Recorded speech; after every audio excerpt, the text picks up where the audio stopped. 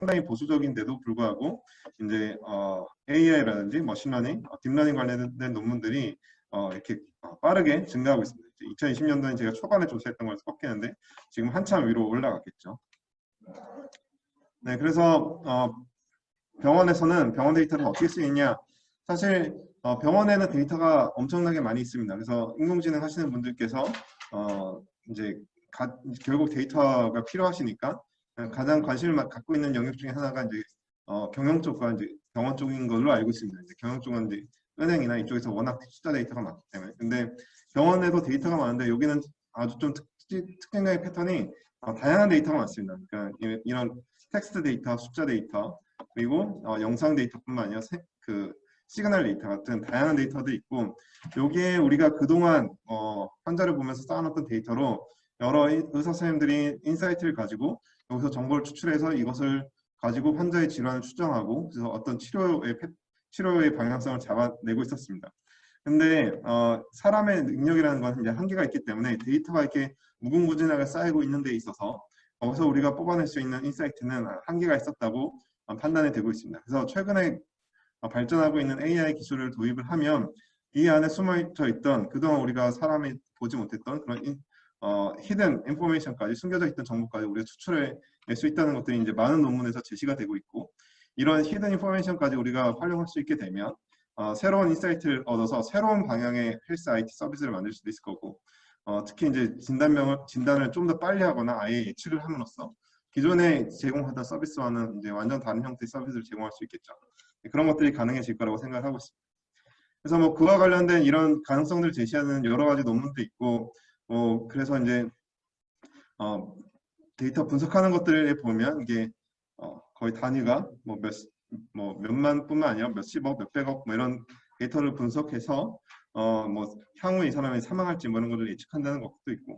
근데 저는 주로 심전도라는 그 센서 데이터를 위주로 관심을 갖고 분석하고 있는데, 그냥 이 데이터만 봐도 이 안에 그동안 우리가 그 사람의 관점에서는 모르고 있던 숨겨진 정보들이 많다는 것들을 이제 알 수 있습니다. 그래서 지금 애플에서도 심전도를 측정해서 뭔가 헬스케어 서비스를 하려고 하고 있고, 삼성도 따라서 하고 있고 뭐 그런 거죠.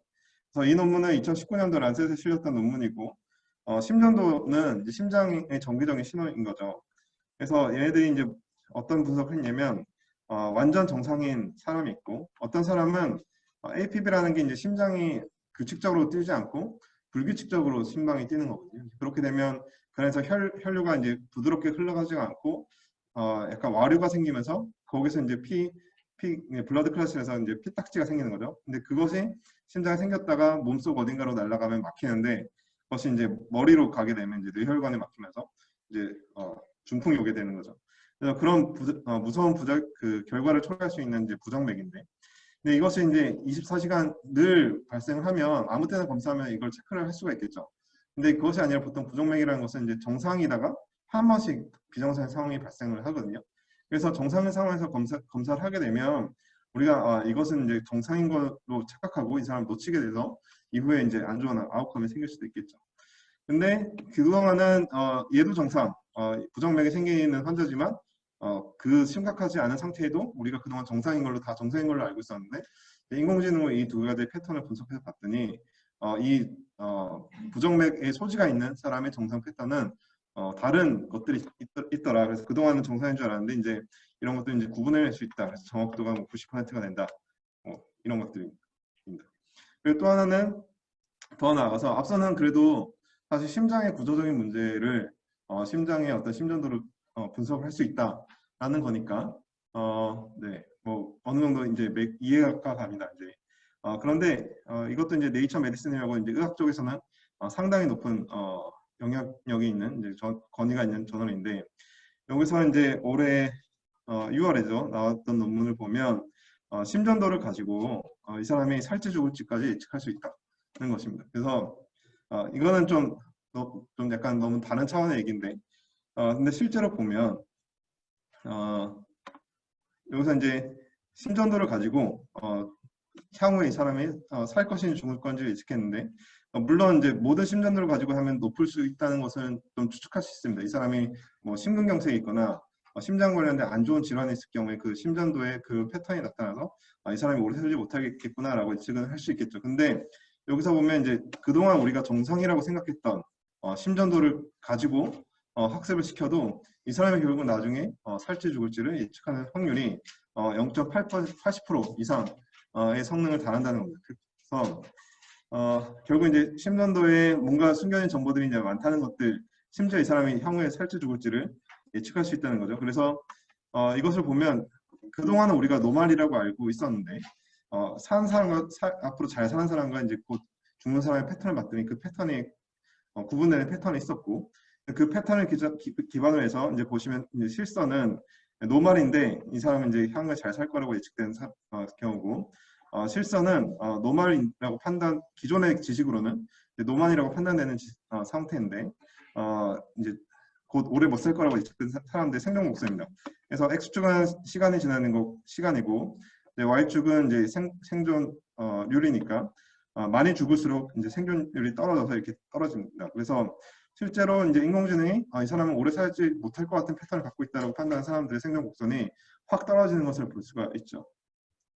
그래서 어떻게 보면 뭐 예전에 이제 저도 이제 의학을 한 사람으로서 이제 한의학의 과학적인 문제에 대해서는 좀 여러 가지 의구심을 갖고 있긴 하지만 그래서 맥박을 제가 의대생 때 이제 맥박을 가지고 도대체 뭘 한단 말이야라고 생각을 했었는데 여기서 보면 심전도 가지고 뭐 그 안에 숨겨진 정보들이 많다는 것들이 또 밝혀지고 있다고 생각이 들기도 합니다.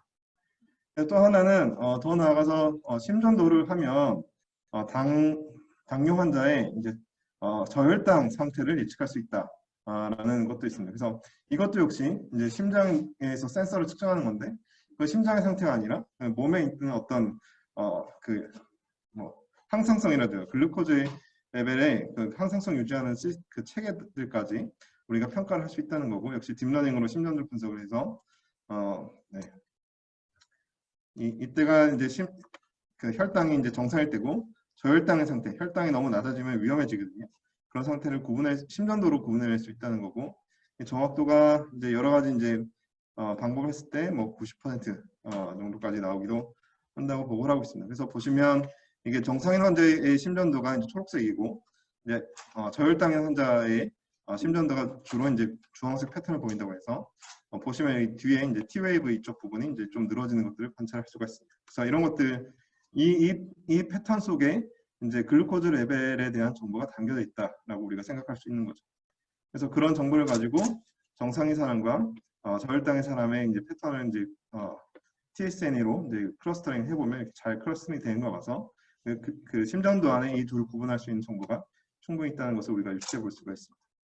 실제로 아주대에서도 이런 분석들을 진행을 하고 있고 그러기 위해서 이제 병원에서 생체 신호 데이터를 다 모으고 있습니다. 그래서 실제 실험실에서 이런 테스트도 해보고 그 테스트 베드를 구축한 것을 병원에 적용해서 병원의 데이터를 수집하기 위한 시스템들을 깔고 있습니다. 그래서 병원에서도 이런 기존의 데이터에서 AI를 적용해서 새로운 것들을 얻기 위해서 여러 가지 AI 모델을 시도해 보는 것도 하고 있고 더 나아가서 또 새로운 서비스를 창출하기 위해서 새로운 데이터를 모으는데도 여러 병원들이 적극적으로 참여하고 있는 상태입니다.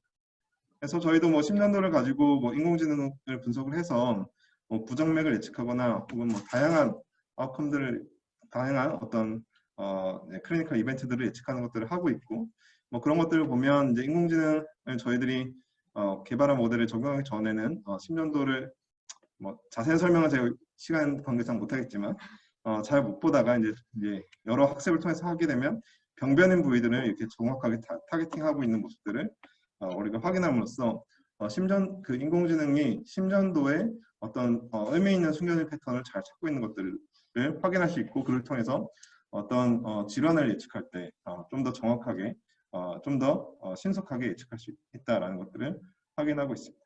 네. 그래서 뭐 저희 연구실이고 저희 연구실은 이제 컴퓨테이션 메디컬 인포메틱스고요. 네, 뭐 인공지능 및 컴퓨테이션 도구를 사용해서 의료 정보에서 방금 보여드린 것처럼 이제 숨겨진 정보를 찾는 연구들을 많이 하고 있습니다. 그래서 관심 있으시면 뭐 메일이나 홈페이지를 통해서 연락 주시면 감사하겠습니다. 네, 감사합니다. 예, 감사합니다. 질문이 예, 그 교수님 말씀 주신 이러한 어떤 심장 질환 예측 이런 것들이 이제 병원에서는 당연히 이제 서비스 될 수 있을 것 같아요. 네. 이런 것들이 병원 밖을 나와서까지도 서비스가 될 수 있고 그 서비스가 되려면 좀 어떤 것들이 또 필요할 수 있을까요? 지금 애플에서도 심전도를 재고 있고, 그래서 그걸로 이제 부정맥을 예측하는 거, 뭐 그런 서비스를 하고 있거든요. 그래서 그런 것들은 지금 부정맥 중에서도 이제 아까 얘기한 심방세동에 대해서 한해서 하고 있는데, 이것은 서비스가 좀 더 확대될 것 같고, 또 지금 다양하게 이제 당뇨 환자들 같은 경우에 혈당을 재는 센서들도 몸에 많이 부착하고 다니거든요. 저희 거기서 있는 숨겨진 정보를 이제 취득을 해서 그 사람의 혈당을 도와준다든지, 혹은 완전 다른 이벤트를 예측한다든지 할 수도 있고, 더 나아가면 또 다른 센서들이 이제 계속 몸에 부착이 될 것 같습니다. 그래서 거기서 그동안 알지 못했던 새로운 정보를 추출함으로써 의미 있게 어떤 우리가 이 환자의 건강 관리를 위한 이제 인터벤션들이 가능해질 거라고 생각하고 있습니다. 네, 알겠습니다. 고생해 주신 윤덕영 교수님께 다시 한번 박수 부탁드립니다. 감사합니다.